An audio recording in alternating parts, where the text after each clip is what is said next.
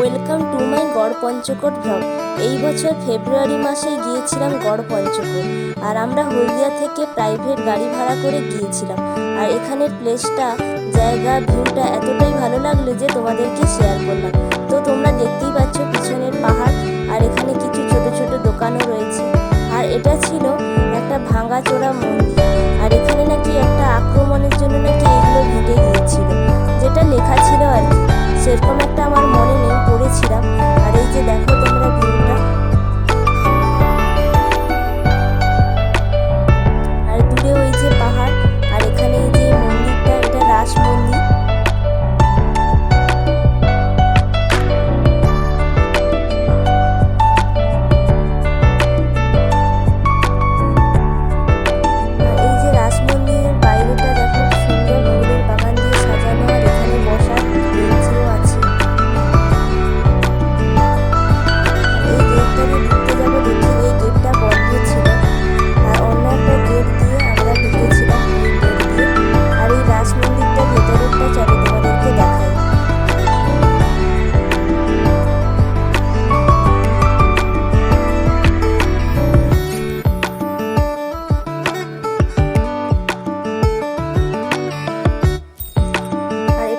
মন্দিরের বাইরের এই দালানগুলো, বাইরের এই বারান্দায়, আর এই ভেতরে এখানে আছে রাধাকৃষ্ণ ঠাকুর। আর ভেতরটা একটু অন্ধকার।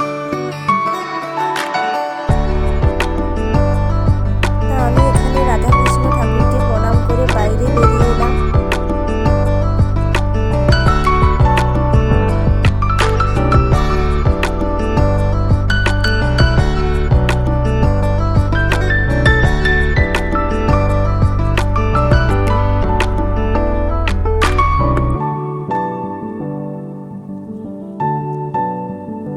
আর সত্যি আমার এরকম ভাঙা পোড়া পুরোনো দিনের এই বাড়িগুলোতে ঘুরতে আমার কিন্তু বেশ ভালো লাগে।